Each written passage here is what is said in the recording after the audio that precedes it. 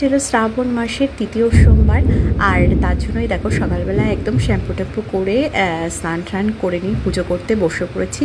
আর দুটো সোমবারেও পুজো করেছি, কিন্তু তোমাদের সঙ্গে কোনো ভিডিও শেয়ার করা হয়নি। খুব উটোপাটির মধ্যে পুজোটা করেছিলাম।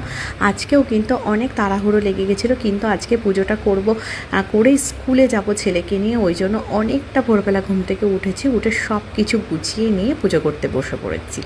আর প্রথমেই কিন্তু আমি শিব ঠাকুরকে প্রথমে ঘি, মধু আর ওই চন্দন কাঠের যে ছাইটা থাকে ওটা দিয়ে আমি আগে মাখিয়ে ভালো করে জল দিয়ে পরিষ্কার করে নিয়ে তারপরে কিন্তু দুধ দিয়ে আর কি স্নান করিয়ে দিলাম।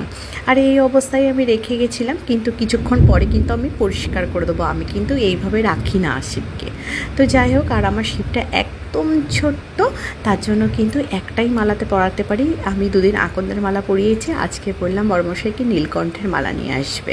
তার জন্য দেখো আজকে নীলকণ্ঠের মালা দিয়ে পুজোটা করে নিলাম।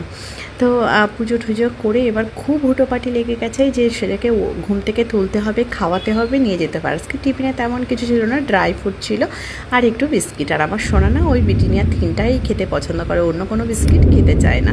তো তার জন্য ওকে দুটো ওই বিস্কিট দিয়ে দিলাম আর কাজু দিয়ে দিলাম আর একটা খেজুর। আর আজকে স্কুলে পৌঁছাতেই কিন্তু অনেক খাবার দাবারে অ্যারেঞ্জ করা ছিল, কারণ আজকে ওদের অ্যানিভার্সারি ছিল। যে দাঁড়িয়েছিল দাদাভাইটা ব্লু কালারের শার্ট পরে, তার আর যে খাবারটা দিল ওদের অ্যানিভার্সারি ছিল।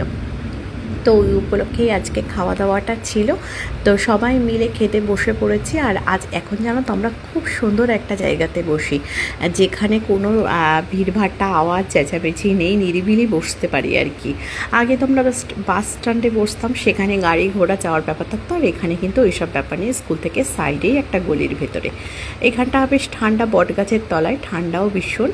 আর এখানটাই এখন আমরা সময় কাটাই। তো সবাই মিলে খাওয়া দাওয়া করে এবার ছেলেকে নিয়ে বাড়িতে ফেরার পালা আর কি। তো সবাই মিলে অনেকক্ষণ হাঁটা দিয়ে বাড়িতে চলে এলাম। আর আজকে যেহেতু ওই যে বললাম সোমবার, তো নিরামিষ খাওয়ার ব্যাপার। আর ওই খাবারগুলোও সব নিরামিষ ছিল, কারণ আমরা এখন সবাই কিন্তু শ্রাবণ মাসটা পালন করছি, মানে আমার সব বান্ধবীরা, আমিও।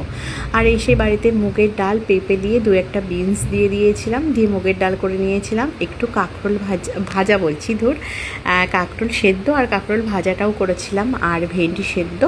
আর ভাতটা একটুখানি নিয়েছিলাম, আর পনিরের চপ টাইপের করেছিলাম, কিন্তু এটা খুব কম তেলে করেছিলাম জানো তো। আর উচ্ছে ভাজা করেছি। উচ্ছে ভাজাটা অনেক দিন পর করলাম, কারণ উচ্ছে ভাজাতে না অনেকটা তেল লেগে যায়, তাই প্রচুর তেল খাওয়া হয়ে যায়। তো কিন্তু আজকে একটু করেছিলাম উচ্ছে ভাজা। আমি খুব অল্প পরিমাণেই নিয়েছিলাম, তো সেটাই খাচ্ছি। আর ভেন্ডি এগুলোতে আমি আর তেল দিইনি। আর পনিরের চপটা যেটা দেখছো, এটা কিন্তু খুব কম তেলে ফ্রাই করেছি। আর এটা কিন্তু নিরামিষই বানিয়েছি আমি, একটু আদা, ধনেপাতা, পুদিনা পাতা এরকমই দিয়ে বানিয়েছি, যেহেতু আজকে পেঁয়াজ রসুন কিছুই দেওয়া যাবে না। কিন্তু খেতে ভীষণ ভালো হয়েছিল। তোমরা চাইলে আমি ইয়েটা দিতে পারি, রেসিপিটা।